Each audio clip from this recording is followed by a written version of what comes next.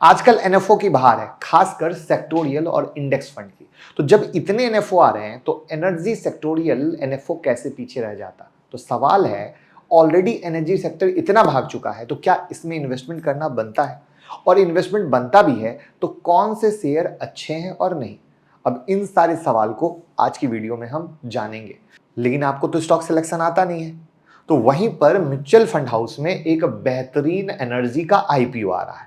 कौन है, क्या है, कैसे है, सबको हम जानेंगे। लेकिन सबसे पहले भैया चैनल को सब्सक्राइब करने में कोई कंजूसी ना करिए, क्योंकि बहुत सारे लोग वीडियो जरूर देखते हैं लेकिन चैनल को सब्सक्राइब नहीं करते, जबकि आपके सामने स्क्रीन पर दिख रहा है बहुत बेहतरीन लर्निंग की वीडियो हम बना रहे हैं। तो यहां पर इन्वेस्टमेंट से पहले यह देखना पड़ता है कि वो सेक्टर अंडर वैल्यू है या ओवर वैल्यू है। तो हम सेक्टर क्यों देख रहे हैं? क्योंकि म्यूचुअल फंड पूरे सेक्टर में इन्वेस्ट करता है, किसी एक स्टॉक में नहीं। तो पहले इंडस्ट्री ग्रोथ की बात करें तो 2030 तक सरकार का टारगेट है 500 gigawatt renewable energy capacity installation का। जून 2024 तक अब तक के डेट के अनुसार total renewable energy install capacity आपके सामने है, आपके स्क्रीन पर कुछ इस तरीके से। तो 500 गीगावाट में 194 मोटा मोटा हुआ है, और 194 का बाइफर्केशन ये है कि सोलर आगे लीड कर रहा है और उसके बाद विंड है और लार्ज हाइड्रो है। ठीक है, ये आपके सामने है। इसका मतलब क्या हुआ? काम बहुत बाकी है इस सेक्टर में, और काम बाकी है तो पोटेंशियल आएगा, करेक्ट? तभी तो ग्रोथ होगा, ऐसे ही तो देखा जाता है। तो वहां पर अब वैल्यूएशन को भी देख लेते हैं। वैल्यूएशन आज के डेट में भी जब हम निफ्टी 50 इंडेक्स से देख रहे हैं तो वाजिब पर है, क्योंकि निफ्टी एनर्जी इंडेक्स जो ट्रेलिंग पी है वो 13.5 पर है, जबकि निफ्टी 50 इंडेक्स ट्रेलिंग पी 21.4 पर है। जबकि क्या हुआ, इस थीम ने बहुत ही ज्यादा आउट परफॉर्म किया है, बहुत ही बेहतर रिटर्न दिए है, यानी बहुत ताकत बची हुई है एज पर द डेटा।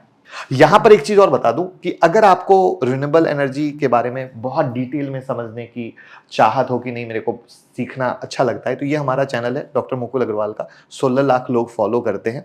यहां पर आप इस चैनल को सब्सक्राइब भी कर लीजिए और यहां पर इस वीडियो को जरूर देख लीजिए। तो पिक्चर क्लियर हो गई, ग्रोथ भी है और सस्ता भी है, करेक्ट? शेयर का टेंशन क्यों नहीं है? क्योंकि हम म्यूचुअल फंड में जा रहे हैं, म्यूचुअल फंड उस सेक्टर में पैसा लगाता है। तो वहां पर अब आप आता है कौन कि भैया कौन सा एनएफओ। तो यहां पर एनएफओ 2 जुलाई को खुल के 16 जुलाई को बंद हो रहा है, ICICI Prudential energy opportunity fund.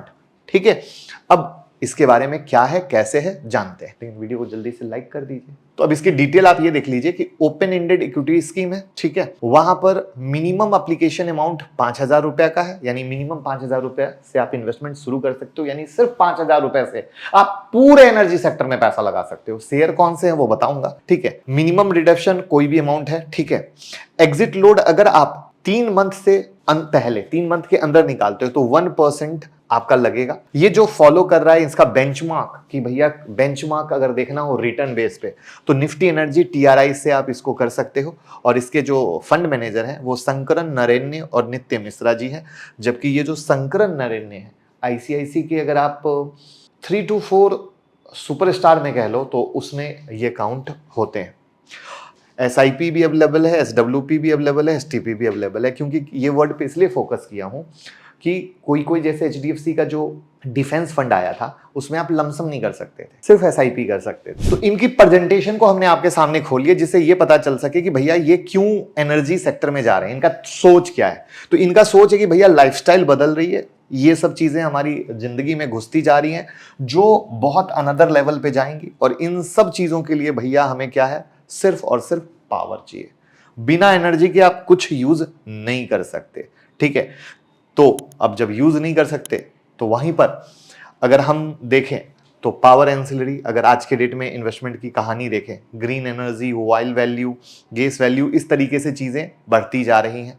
तो वहां पर अगर इंडिया का फ्यूचर है तो बिना एनर्जी के जो इंडिया को आगे लेकर जाना है पॉसिबल ही नहीं है, ठीक है, पॉसिबल ही नहीं है। तो वहीं पर जो डिमांड सप्लाई का गैप है वो बहुत अनदर लेवल पे, तो भैया उसको क्या करना है, बढ़ाना है। तो बढ़ाने में जब कंपनियां ग्रोथ करेंगी, चीजें बढ़ेंगी उस डिमांड तक, जितनी डिमांड है उस सप्लाई तक, क्योंकि आपको पता है एनर्जी की कमी है हमारे इंडिया में। तो उसको पूरा करने के लिए जो यहां पर दिखा गया, ये देखो, ये ब्लू वाली कलर है, peak demand during solar hour और peak demand during non solar hour. तो ये यहां पर पिक डिमांड के बारे में बताया गया, जहां पर किस तरीके से चीज़ें घट रही हैं, तो वहाँ पर माना जा रहा है कि एक बेहतर पॉइंट निकल कर आ सकता है, चाहे एग्री हो, इंडस्ट्री हो, सर्विसेज हो, तो वहाँ पर एक बहुत बेहतर डिमांड निकल के आ सकता है। और हमें नेट ज़ीरो भी जाना है 2070 तक, तो renewable, EV, green hydrogen, biofuel, इस तरीके से चीज़ें बढ़ रही हैं, एथनॉल ब्लेंडिंग हो रही है। तो ये कई सारे ऐसे फैक्टर हैं जिसके आधार पर ये माना जा रहा है कि भैया ये इस सोच के साथ इस थीम को लाए हैं। अब इसके एसेट एलोकेशन को समझते हैं। जब भी थीमेटिक सेक्टोरियल फंड होता है तो सबसे पहले 65% तो भैया जिसको पकड़ रहे हो उसमें पैसा लगाओगे, यानी 65% इक्विटी में चला गया। अब वहां पर इनका मन कर रहा है तो ये बाकी कुछ परसेंटेज एक एग्जांपल के लिए अदर इक्विटी में लगा देंगे, ठीक है। और अगर इनका मन कर रहा है ये पूरा का पूरा 35% इक्विटी करके 100% कर सकते हैं। इनका मन कर रहा है 15% के आधार पे, तो कुछ जो मैंने यहां पर दिया कि रीट है या डेट है, तो थोड़ा ये डेट में कर सकते हैं as per the market condition, थोड़ा रीट में कर सकते हैं। बट मोटा मोटा कहानी यहां पे आके रुकेगा और as per the market condition यहां पे गेम प्ले होता रहेगा। ये एक बाइफर्केशन आता है कभी भी किसी भी थीमेटिक सेक्टोरियल फंड में जब आप इन्वेस्ट करते हैं तब। और वहीं पर अगर हम इनके जैसा कि मैंने कहा था ये स्टार हीरो हैं, तो इनके स्टार हीरो की जो इंडिया अपॉर्चुनिटी फंड है उनका जब हमने एनालाइज्ड रिटर्न निकाला है, एब्सोल्यूट रिटर्न निकाला है, कैटेगरी एवरेज निकाला है, तो वहां पे आप पाओगे कि भैया ये बहुत बेहतर परफॉर्म कर रहे हैं और इन्होंने भैया सबको पीछे छोड़ा है, यानी स्टार परफॉर्मर। वहीं पर अगर हम दूसरे पे जाते हैं तो एसबीआई, निप्पॉन, डीएसपी और टाटा है। बट यहां पे जो हम अगर बहुत फोकस्ड वे में देखें, बहुत फोकस्ड वे में, तो वो बहुत फोकस्ड वे में कहानी जो बन रही है वो सिर्फ और सिर्फ इन्हीं की बन रही है, यानी आईसीआईसी वालों की बन रही है। वैसे निप्पॉन के पावर और इंफ्रा में जाते हैं तो किस तरीके से सेक्टर एलोकेशन दिया गया है जो मैंने वहां पर बताया वो है। ये एसबीआई एनर्जी का है, किस तरीके से सेक्टर एलोकेशन दिया गया है ये इस तरीके से।